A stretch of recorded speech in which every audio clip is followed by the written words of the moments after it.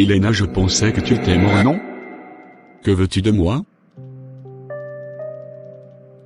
Robert, j'ai été très respectueuse et humble avec toi. Je t'ai prêt à faire tout pour toi. Robert, tu m'as sacrifié pour avoir de l'argent. Je te ferai jamais du cadeau, c'est promis. Jeune femme, j'ai fini avec toi, alors disparais devant moi.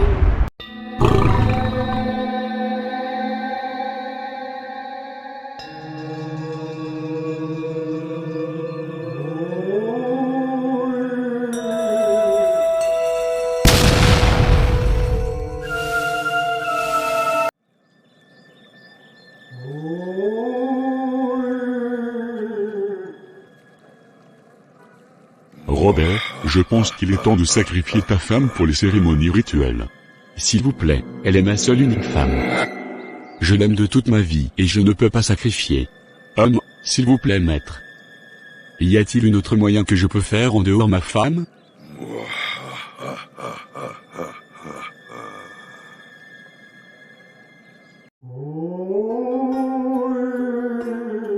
Un homme qui a sacrifié sa propre femme, qu'il aimait à tout prix pour avoir la fortune.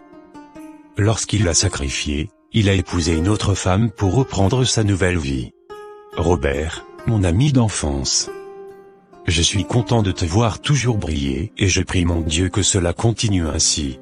Oui, c'est exact. Que Dieu exauce votre prière. Comment va le travail? C'est ce pourquoi je suis venu ici dans ton bureau, Robert. Ma boutique a connu des crises financières durant ces derniers moments. S'il vous plaît, pouvez-vous m'aider avec un prêt pour que je puisse continuer mon commerce? Dans les jours à venir, je vais vous le rembourser. Oh, tu t'inquiètes pas. Je vais vous le donner, mais ne remboursez pas. On est là pour s'entraider l'un et l'autre. J'ai beaucoup d'argent et je dois t'aider. Il a remis une enveloppe à laquelle contenait des billets d'Onera. Cette vie est incroyable. Comment Robert, qui ne trouvait pas à manger, il mendiait au bord de la route pour pouvoir manger. Mais c'est ce même Robert qui fait des prêts aux gens. Je ne peux pas y croire. Cette richesse doit avoir un secret derrière que j'ignore. C'est l'avenir qui nous dira la vérité. Boss, nous avons fait le bilan de tous les gens qui avaient fait les prêts. Et le totalité s'est estimé à combien? C'est à 2 millions d'Onera. C'est un échec. Et ça n'augmente rien dans mon compte, c'est la chute. Monsieur, rassurez-vous que je ferai tout possible de collecter les restes de tous ceux qui n'ont pas remboursé. Comme tu le dis. Je vais effectuer un voyage pour Dubaï dans 2 semaines. Et à mon retour, je vais te construire un supermarché. Merci énormément, monsieur. Passez une bonne journée, boss. D'accord, prends bien soin de toi. Par coïncidence, la belle-mère de Robert était venue. Le portier leur a ouvert la barrière. Soyez les bienvenus, madame. Ils sont où? Ils sont à l'intérieur, madame. Accordez-moi quelques minutes pour les appeler. Maman, bonne arrivée. Soyez les bienvenus.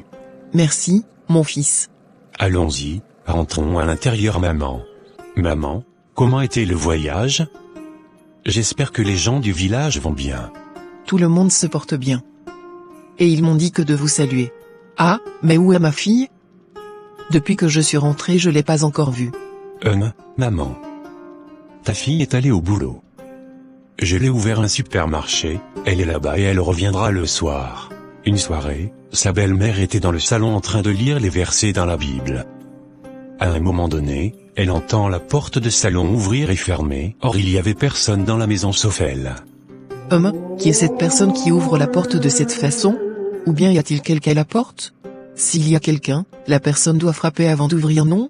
La dame est allée, ouvrit la porte et a remarqué qu'il y avait personne, elle a couru directement vers le portier. Jeune, vous avez pas vu quelqu'un par hasard dans la cour de la maison? Non madame, il y a personne qui est rentré dans cette maison sans que mes yeux ne sont pas posés sur la personne. Y a-t-il un problème? Oui, j'étais au salon en train de lire la Bible et à ma surprise j'ai vu la porte de salon en train d'ouvrir et fermer. Vous êtes sûr que vous n'avez pas vu quelqu'un dans cette maison? Bien sûr que oui, madame. Je n'ai vu aucune personne à part vous. Il faut jeter l'œil dans les coins voir. Le portier a regardé partout dans la maison, mais il n'a pas trouvé quelqu'un. Madame, j'ai regardé partout dans la maison, je n'ai vu personne. D'accord, mais je suis sûr qu'il y a quelque chose dans cette maison.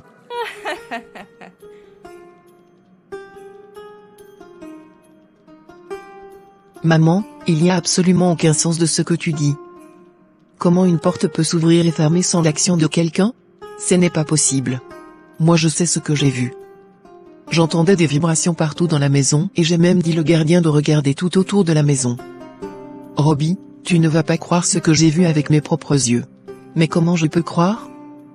Depuis que je suis rentrée dans cette maison, je n'ai jamais entendu raconter des histoires pareilles. Maman, je reviens du boulot, laisse-moi aller me reposer un peu. Attends. Je ne comprends rien du tout, qu'est-ce qui se passe? Maman, qu'est-ce que tu veux dire par qu'est-ce qui se passe? Ça fait depuis un moment que tu es mariée, mais je n'ai pas entendu les cris de bébé dans la maison. Maman, ce n'est pas de ma faute. Ça ne provient pas de moi. C'est un mariage blanc vous avez fait? Ma fille, je suis réellement fatiguée de la vie de cette maison.